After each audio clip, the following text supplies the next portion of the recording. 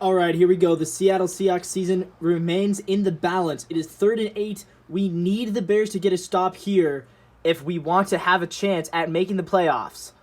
Here's how it's going to have to go down.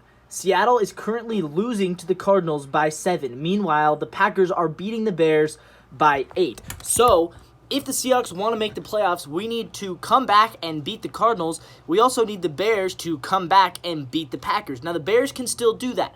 They're only down by 8. All it takes is a touchdown, a 2-point conversion. You tie the game, go to overtime, kick the game-winning field goal in overtime, and the Bears can still eliminate the Packers from the playoffs. But if the Packers convert this 3rd down, the Bears will have only one more timeout left, so they won't be able to really stop the clock at all. This 1st down could potentially clinch the Packers the game. Not officially, but it would be pretty much a clinching 1st down. It is 3rd and 8. Jordan Love has had a pretty good game today. 6 for 7 today on 3rd down. Let's watch it. Love is in shotgun. He's got 3 receivers to the right side. Love takes the snap. Bears bringing some pressure.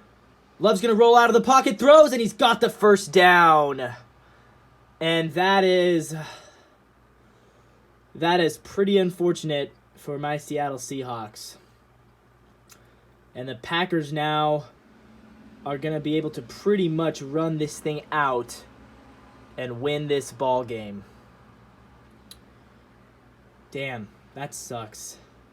Last year, it was the same exact thing.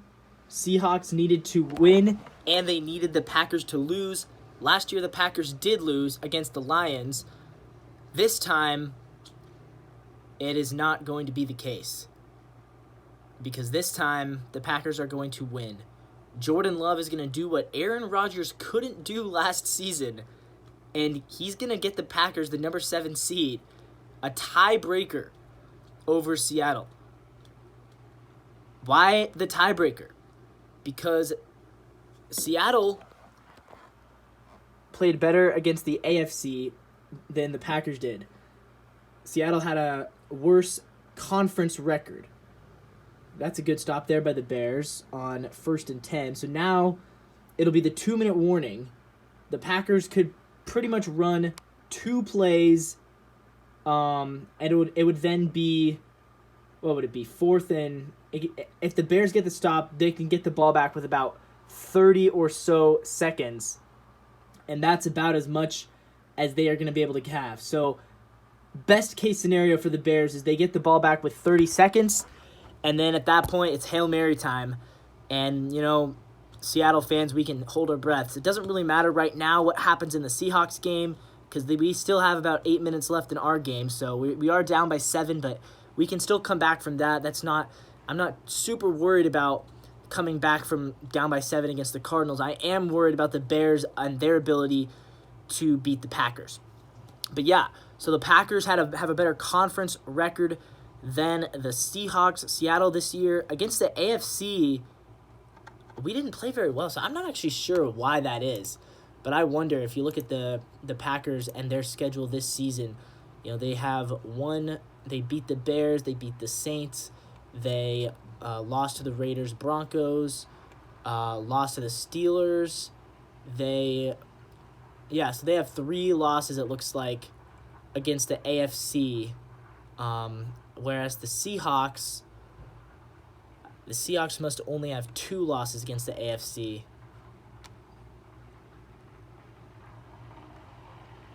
The Packers, did they beat the Bengals this year?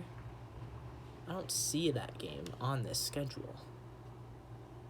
They must have played them, right? No, they didn't. They played the entire West. So they lost to the Raiders, Broncos, beat the Chargers and Chiefs. Meanwhile, the Seahawks, we lost to the Steelers, Ravens, Bengals, beat the Titans, beat the Browns. So we both have 3 losses. So we have the same conference record. So I'm not sure what the tiebreaker goes down to after a conference record. I guess there's another tiebreaker after that. Probably common opponents. And if you look at common opponents, you would see that we both lost to the Steelers. They beat the Lions once and lost once. We beat the Lions the only time we played. They lost to the Giants. We beat them. We both beat the Panthers. So, again, I'm not entirely sure how the tiebreaker works because it feels like they also did beat the Rams, who we lost to. So I think ultimately that's what it comes down to is, common games, and they just barely inch us out. Here they go, 2nd and 9, and they're going to get the first down again. So that pretty much clinches it, actually, for Green Bay. As we bring you back into full screen mode here, yeah, there's a minute 50 seconds. Bears cannot stop the clock. Green Bay Packers are headed to the postseason, and that sets the playoffs because the Rams and 49ers there, that game is meaningless. Even if the Rams lose, I believe Carson went to touchdown. So it's not. So if the Rams lose, the Packers would be the 6th seed, and they would play the Lions in the playoffs. If the Rams win, the Rams would be the 6th seed. They would play the Lions, and the Packers would be the 7th seed. They would play the Cowboys. I think at this point, both teams would probably rather play the Lions because the Cowboys haven't lost at home in 2 years. So if you want to win your first game in the wildcard round, you probably don't want that game to be in Dallas, who hasn't lost at home in 2 years. Also, the Packers know the Lions really well, and the Rams also know the Lions pretty well because, Matthew Stafford played for them for 10 years. He has a bit of a revenge game mentality to that. So I think personally, Packers-Lions, Rams-Lions would both be really, really interesting games to watch.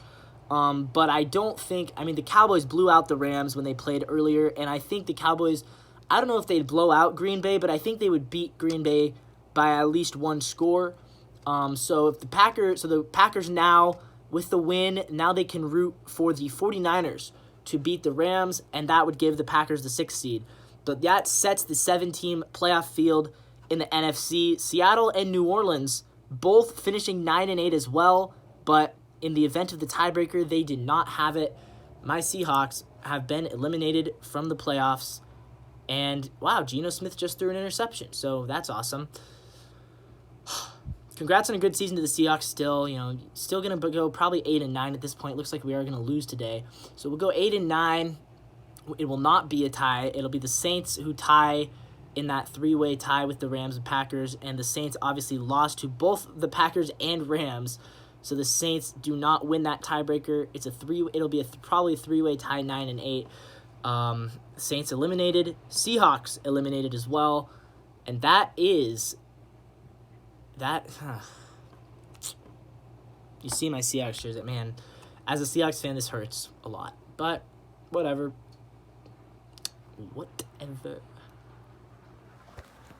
Next year will be better.